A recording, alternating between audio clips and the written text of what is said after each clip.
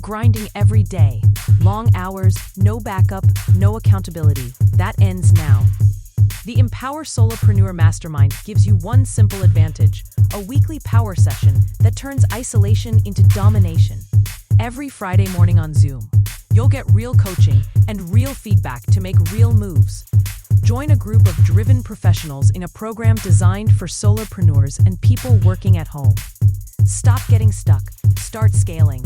Seats are limited. Lock in yours today at modernobserver.com/empower-mastermind.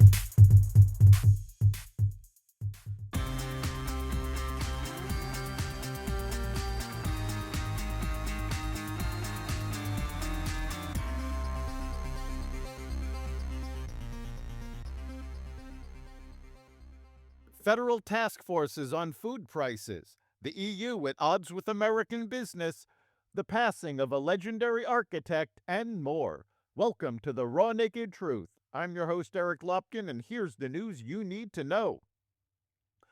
President Trump signed an order launching new federal task forces to crack down on suspected price fixing and anti-competitive practices in the food industry. The Justice Department and Federal Trade Commission will investigate whether big players, including foreign-owned companies, are driving up grocery bills or threatening the security of the nation's food supply. If they find wrongdoing, the agencies can bring cases and recommend new rules. Lawmakers will receive progress reports within 6 months and again at the 1-year mark, setting up a comprehensive review of America's food system. European Christmas markets are opening this year under tightened security and rising operational costs, as officials across Germany, France, and other parts of Europe respond to what authorities describe as elevated threats to public safety. In Germany, spending on security for public events, including Christmas markets, has increased by about 44% over the past 3 years, according to a new survey by the Federal Association of City and Town Marketing. Berlin's main market launched this season behind concrete barriers, enhanced video surveillance, and an expanded private security presence. Several smaller municipalities warned that the added requirements may force them to scale back or cancel markets next year. The requirements have become increasingly stringent. David Russ, head of production at Berlin's Gendarmen Market, told Reuters. The heightened measures, he said, allow visitors to feel secure. I can just let go of everything here. I feel safe. The final report from a government watchdog tasked with overseeing Afghanistan reconstruction efforts declared that U.S. taxpayer-funded equipment, weapons, and facilities left behind during the chaotic 2021 U.S. withdrawal have now formed the core of the Taliban security apparatus.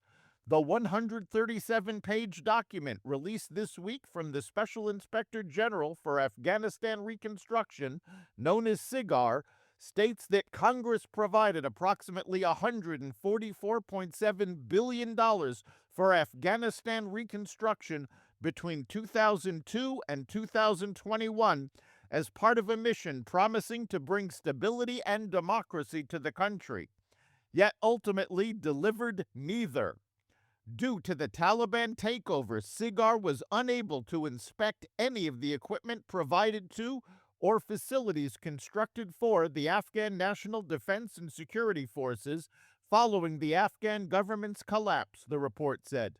However, DoD determined that the United States left behind approximately $7.1 billion in material and equipment it had given to the NDSF. A CDC panel voted to end universal Hep B shot recommendations for newborns. Following fierce debate, a federal advisory panel voted 8-3 to scrap the long-standing recommendation that all babies receive hepatitis B shots within 24 hours of birth, a major change that comes as Health Secretary Robert F. Kennedy Jr., who handpicked the panel's members, seeks to overhaul the childhood vaccine schedule.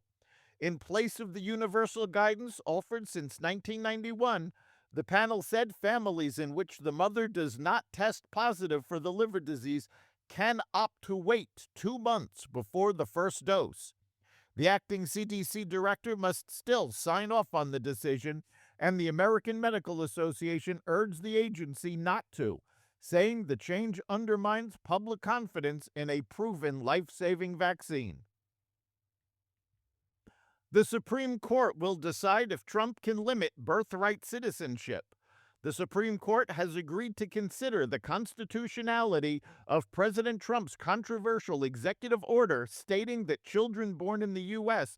to parents who are in the country illegally or temporarily are not citizens. The president is appealing a court order striking down the restrictions on birthright citizenship, which has long been considered to apply to essentially all babies born in the U.S. under the 14th Amendment.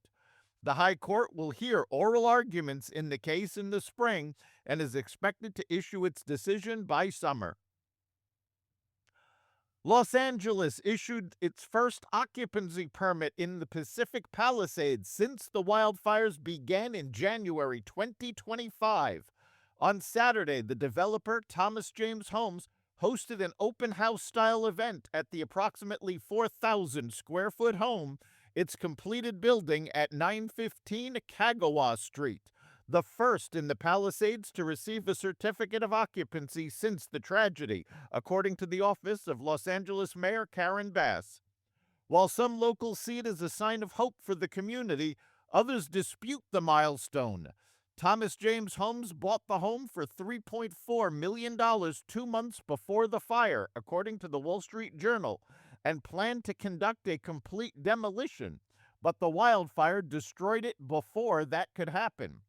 The developer is not selling the house. Instead, it's being used as a model home for the 100 additional houses it hopes to build in Pacific Palisades next year. Minnesota Governor Tim Walz is facing a challenging political future as he finds himself at the epicenter of a growing fraud scandal in his home state. The controversy, which focuses on hundreds of millions of dollars allegedly stolen from a federally funded nutrition program, has led to more than 50 convictions.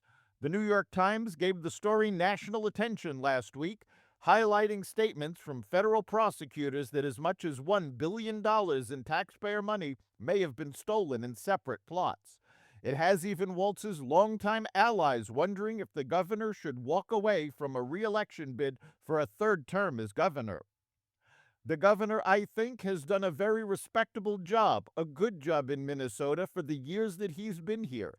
But he clearly is vulnerable, and in my view, he is riskier than any Democratic candidate that might run, said Ember Reichgott-Jung, a former Minnesota Democratic state senator and a political analyst in the state. Elon Musk and Trump administration officials delivered blistering criticism of the European Union after its executive branch issued a $140 million fine against Musk's social media platform X. The EU should be abolished and sovereignty returned to individual countries so that governments can better represent their people, Musk wrote on X on Saturday. Abolish the EU. The European Commission said Friday it was fining X for non-compliance with transparency obligations under the Digital Services Act, adding that it was specifically holding X accountable for what the EU deems deceptive design of X's blue checkmark, a lack of transparency of its advertising repository, and failure to provide access to public data for researchers. The commission posted the $140 million fine announcement on X. Internet infrastructure company Cloudflare suffered its second outage in less than 3 weeks on Friday, bringing down several global websites including LinkedIn, Zoom, and others. The company said the issue had been resolved and was not due to an attack. According to a statement made Friday, a change to how its firewall handles requests caused Cloudflare's network to be unavailable for several minutes this morning. Frank Gehry, the most celebrated architect of his time, has died. He was 96. Gary died Friday in his home in Santa Monica after a brief respiratory illness, said Megan Lloyd, chief of staff at Gary Partners LLP. Gary won every major prize that architecture has to offer.